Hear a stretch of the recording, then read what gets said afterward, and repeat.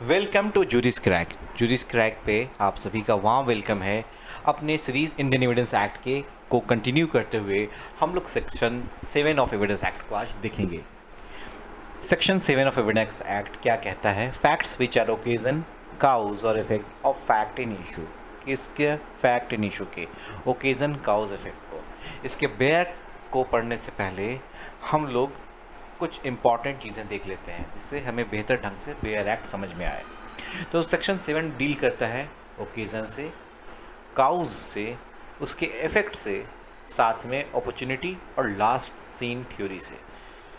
अब ये क्या है? तो section 7 is based on the doctrine of induction. किस डॉक्ट्रिन पे ये बेस है? MCQs में क्वेश्चन आता है। As the relevancy of fact is to be determined by human experiences. What has been the effect of a particular cause, what has been the constant cause of a particular effect in the past will be the same in the future. अब कोई अगर occasion था, कोई cause हुआ है, तो उसका कुछ ना कुछ तो इफ़ेक्ट हमें दिखेगा ना। और ये इफ़ेक्ट कैसे दिखेगा, ये सारी बातें आपको आगे समझ में आएगी। तो आइए सबसे पहला पॉइंट जो है ओकेज़न, काउज, इफेक्ट, अपॉर्चुनिटी और लास्ट इन थ्योरी में ओकेज़न है। तो occasion means the circumstances in which the event has occurred. वो सारे सर्कमस्टांसेस जिसमें वो इवेंट अकर किया है। Evidence of such circumstances will out to be given. ठीक है, फॉर एग्जाम्पल ये वाला केस लीजिए, R versus Richardson, where a person was charge with the rape and murder of a girl. R versus Richardson में इस person पे क्या charge लगा था? रेप और मर्डर का। The fact of the case is that the girl was alone in her cottage. उस समय वो गर्ल उस कॉटेज में अकेली थी। And at the time of her murder is relevant because it provided the occasion in which the crime happened. अब इस बात से आप समझ रहे हैं, अगर पूरे घर में 10 लोग होते तो क्या उस घर में कोई आदमी बाहर से स्ट्रेंजर जाके किसी का रेप करके उसे मर्डर कर सकता है? नहीं।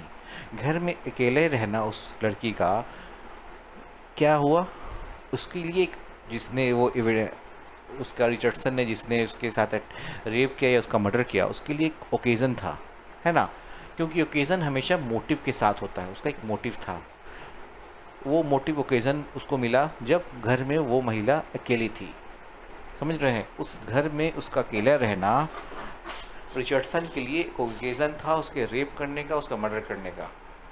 इसके आगे आइए, cause, facts that form the cause of facts, facts that form the cause of facts in issue, है ना, are relevant. Cause often explain why a particular act was done.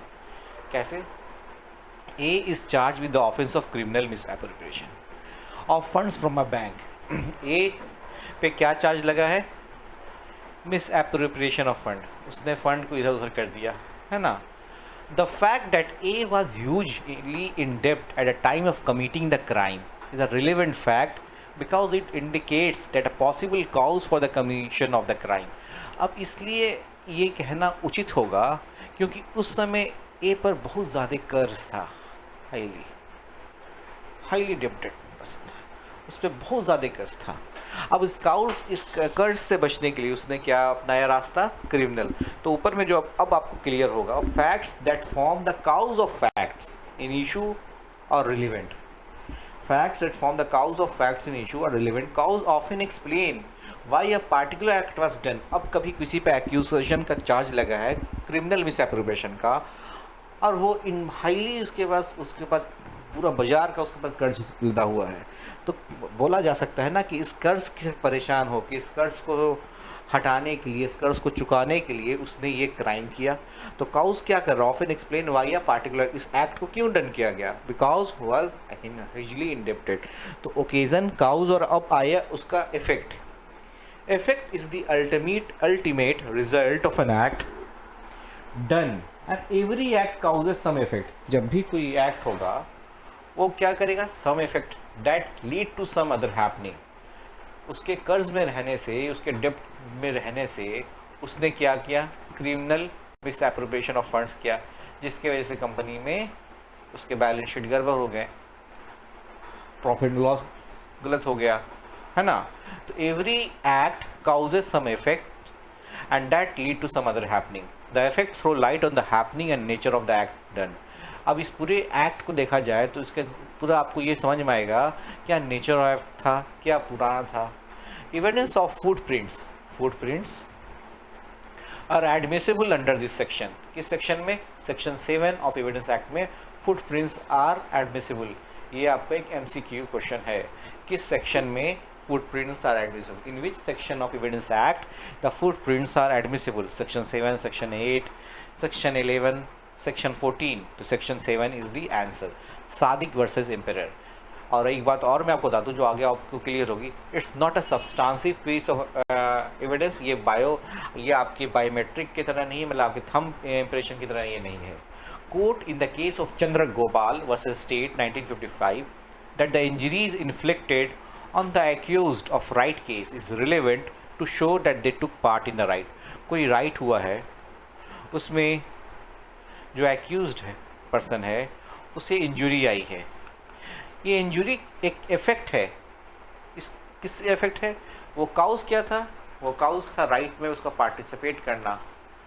Cause तो ये हो सकता है कि उसने दिल में बहुत दिनों तक डिफरेंट माध्यम से दोनों समुदायों के बीच में ऐसा हुआ हो कि उसके नफ़रत हो पैदा हो गई, उसने फिर पार्टिसिपेट किया उस क्राइम में, एक्ट में, और उसकी वजह से उसे इंजरी लगी। तो ये इफेक्ट दिखाता है कि he was one of the participant in the right. Opportunity, circumstances which provide an opportunity for the happening of a fact in issue are relevant। कभी कभी हम कह लेते हैं ओकेज़न और अपॉर्चुनिटी के साथ, लेकिन ओकेज़न दम अलग चीज़ है, अपॉर्चुनिटी अलग चीज़ है। इस मामले में कि अपॉर्चुनिटी जो आपको आती है ये चांसेस का बड़ा फॉर्म है। For example, a person has to carve out an opportunity for himself to do an act in question. The evidence of women who was alone in the house on particular day was held admissible to show that if afforded an opportunity to the accused to commit rape is relevant under section 7 of the act। अभी opportunity आपके पास कई बार आ सकती है। घर में वो अकेले महिला थी, ये आपके पास अपॉर्चुनिटी है। अब ओकेज़न का मतलब ये है कि आपके साथ आपने रेप करने की ठान ली है इस महिला का, आपके अंदर में एक इंटेंशन, एक मोटिव जाग चुका है। तो अब आप किसी भी ऐसे को मौका को चुकने नहीं दोगे, ऐसे किसी भी अपॉर्चुनिटी नहीं चुकने दोगे जिसमें आपको वो मौका मिले।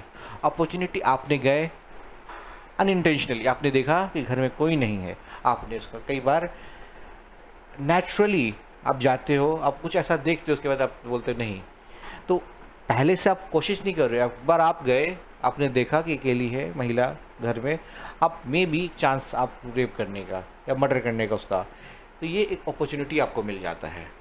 तो ये इस तरह से हम क्राइम को समझते हैं। इन केसेस को समझने का ये मकसद है कि देखिए घर में जब कोई रेप हुआ है, घर में कोई मर्डर हुआ है, तो उसका कोई आई विटनेस नहीं है। आपको क्या डिपेंड करना, इस ओकेज़न और काउज इफेक्ट अपॉर्चुनिटी को पढ़ने के बाद आपको ये सोचना है, ये करना है कि इस केस में हमें उस एक्यूज पर्सन को जिसने कोई क्रिमिनल ऑफेंस किया है, इतना बड़ा क्रिमिनल ऑफेंस किया, रेप जैसा क्रिमिनल ऑफेंस किया है या मर्डर किया है, तो उससे आखिर हम एक्यूजेशन को इतना प्रूफ कैसे करें कोर्ट में। तो हमें ये इन सब चीज़ों का फ़ायदा लेना, इन सब चीज़ों का अपॉर्चुनिटी का या काउज को शो करना पड़ता है रिलेवेंट करने के लिए, तब जाके कोर्ट में एडमिसिबिलिटी होती है, उसे सज़ा होती है। अगर हम कह लें कि वहाँ पे तो कोई आई विटनेस नहीं था तो इसने जुर्म नहीं किया, ऐसा नहीं है। अब हमें देखना होगा कि उसमें और क्या क्या चीज़ हो सकती है। अब जैसे कि ये लास्ट सीन थ्योरी, अब कटप्पा ने बाहुबली को क्यों मारा, ये कौन जा सकता है? ये यही जान सकता है बस, क्योंकि इसके साथ लास्ट टाइम इसको देखा गया था, इसने ही इसको लास्ट में देखा। आरुषि मर्डर केस के डिस्ट्रिक्ट कोर्ट में लगता है लास्ट सीन थ्योरी पे ही उसके पेरेंट्स को जेल भेज दिया गया, क्योंकि उनसे ये बर्डन ऑफ प्रूफ था कि आप रात में उस घर में, कुल मिला के आरुषि मर्डर केस में 3 लोग घर में थे, एक आरुषि एक कमरे में, 2 उसके बगल वाले कमरे में उसके फादर मदर, और ऊपर वाले लगता है कि सर्वेंट में उसका जो नौकर हेमराज था। तो जब रात में लास्ट टाइम आरुषि को उसके गार्जियन के साथ देखा गया, तो ये एक लास्ट सीन थ्योरी, अब बर्डन ऑफ प्रूफ किस पे जाएगा? उसके गार्जियंस पे जाएगा। उसी प्रकार से लास्ट सीन थ्योरी जब भी आती है, जैसे आप रात में किसी के साथ घर बाहर जाते हो, मान लो कोई भी व्यक्ति किसी के साथ जाता है, किसी के साथ, और जो व्यक्ति के साथ एक्स गया वाई के साथ और वाई नहीं लौट के आता है, तो आप किससे पूछोगे? आप पूछोगे एक्स से, कि भाई वाई कहाँ गया, कहे कि लास्ट टाइम में तुम्हारे साथ देखा गया या तुम्हारे साथ गया या तुम्हारे साथ जाने के बाद वो कर रहा था। तो सबसे पहला जो शक हम करते हैं उस व्यक्ति से करते हैं, उस पर्सन से पूछते हैं, सवाल उससे पूछते हैं जिसके साथ वो लास्ट टाइम देखा गया था। इसे कहते हैं लास्ट इन थ्योरी। यहाँ पे बर्डन ऑफ प्रूफ जिसकी हम बात कर रहे हैं उस व्यक्ति पे आ जाती है, उस पर्सनालिटी पे आ जाती है जिसके साथ वो देखा गया था। अब उसे ये इस्टेब्लिश करना है क्लियरली कि वो हाँ गया तो मेरे साथ था, लेकिन वहाँ से वो वहाँ चला गया। मान लीजिए एक्स ने एक शहर दिल्ली में एक्स वाई रहते हैं, दिल्ली से वो नोएडा गए रात के 12 बजे। एक्स और वाई नोएडा से में एक्स तो घर लौट के आ जाता है अगले दिन, वाई नहीं आता है। तो आप किससे पूछोगे? एक्स से पूछोगे कहाँ है, तो वो बता सकता है कि वो नोएडा से बुलंदशहर चला गया, वो नोएडा से लखनऊ चला गया। अगर इसकी एक्सप्लेनेशन सही है तो कोई बात नहीं। अगर एक्सप्लेनेशन ये होती है कि वो नोएडा से तो नोएडा में ही उसकी लाश मिली है, तो आपका सबसे पहला तो सारा इन्वेस्टिगेशन किसके साथ किया जाएगा? एक्स के साथ किया जाएगा। तो ये लास्ट इन थ्योरी भी सेक्शन 7 में एडमिसिबल हो जाती है। ठीक है। So according to this theory, if a person is the last seen with the deceased just before his death or within a reasonable period of his death, and no other person could have intervened in between them, then the presumption can be taken that the person who was last seen is the author of the crime. है ना? This theory derives its relevance from Section 7 of the Indian Evidence Act, which is called the doctrine of inductive logic. मैंने पहले ही बोला, which in which it is stated that if any fact related to the occasion, cause or effect lead to the circumstances in which that thing occurred, or it provided an opportunity for the occurrence of that thing, when those fact will be relevant. And in the last scene theory also, the person who was last present with the victim also have a reasonable opportunity to commit the crime. उसके पास reasonable opportunity है उस crime को करने की। Last theory read with section 114। क्या बोलता है section 114?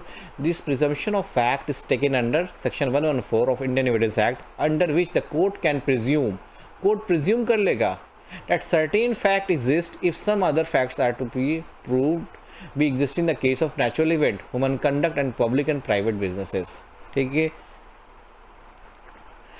Last in theory, for instance, if A has a last person seen with B just before his murder, then it can be presumed that A murdered B. ये presume क्या रहेगा? Under this theory, because A had adequate opportunity to commit the crime. जब last में वो A और X और Y Delhi से नोएडा जा रहे हैं और नोएडा से लौट के बस X आता है, तो सबसे पहले तो इन्वेस्टिगेशन X का होगा कि Y गया तो गया कहाँ। But this presumption is not considered as conclusive, conclusive नहीं है for the guilt of the person as this presumption are rebuttable by the accused. अब ये एक्स बता देगा कि वो बुलंदशहर चला गया, लखनऊ चला गया, तो खत्म हो गया। अगर हो गया तो it only shift the onus of the person to prove that he is an innocent, which is an exception in the criminal law as a burden of proving the guilt of the accused in a prosecution. तो ये आपको यहाँ तक section 114 आप समझ रहे हैं। तो ओकेजन काउज इफेक्ट को पढ़ने से हमें क्या करना होता है? जब क्राइम बंद कमरों में होता है, चार दीवारी के अंदर होता है, तो कोई आई विटनेस नहीं मिलता है, हमें सर्कमस्टांशियल एविडेंस पे जाके प्रूफ करना पड़ता है चीज़ों को कि साथ में कौन था उस समय, उससे एक दिन घंटा पहले किसके साथ देखा गया था, क्या ओकेजन था, क्या अपॉर्चुनिटी किसको मिला, क्या काउज हुआ, क्या इफेक्ट हुआ। अब इसके बेयर एक्ट को हम थोड़ा पढ़ते हैं। बेयर एक्ट आप जूरिस क्रैक की वेबसाइट पे जाके पढ़ सकते हैं। बेयर एक्ट ऑप्शन में fact which are the occasion, cause और effect in issue. Facts which are the occasion, cause और effect immediately or otherwise of relevant fact or facts in issue which constitute the state of thing under which they happened or which afford an opportunity for their occurrence or transaction are relevant. Illustration क्या है? The question is whether A robbed B. क्या A ने B को लूटा है? The fact that shortly before the robbery B went to a fair with money is in possession and that he showed it or mentioned that fact that he had to it to third person are relevant. उसने ये बात पैसे लेके तो वो गया, उसने ये बात किसी एक थर्ड पर्सन को बताई, तो are relevant. The question is whether A murdered B, क्या ए ने मर्डर किया है? Marks on the ground produce by a struggle or near the place where the murder was committed are relevant facts. Ground पे जो marks थे जो struggle की वजह से हुए नियर द प्लेस, वो सारे क्या है इसमें एडमिसिबल है। The question is whether A poison B, क्या ए ने पॉइजन दिया बी को। The state of B's health before the symptom ascribe in poison, किसी पॉइजन को जब दिया जाता है उसका कुछ इफेक्ट है जो ह्यूमन कंडक्ट जानता है कि ऐसा पॉइजन देंगे तो ये हाथ 2 बार ऐसे पटकेगा मान लो, या 4 बार अपने सर को मारेगा। एक पॉइजन XYZ है, उसे डालने से क्या होता है, ऐसा होता है। And habit of B known to A which afforded an opportunity for the administration of poison are relevant fact। उसे ये चीज़ पता था, बी का हेल्थ कंडीशन पता था, क्या करना, किस पॉइजन को देना है, और उसकी हैबिट्स को पता था। ये सारा इफेक्ट क्या हुआ कि ए ने को अपॉर्चुनिटी मिला, उसको दवा देने की जगह उसने पॉइजन दे दी। और दवा देने का ये जो पॉइजन इसलिए दिया कि उसके पास अपॉर्चुनिटी था कि वो दवा खा रहा है, उसकी जगह पॉइजन हम रख देंगे तो वो उस दवा को समझ के पॉइजन खा लेगा। Which afforded an opportunity for the administration of poison are relevant fact.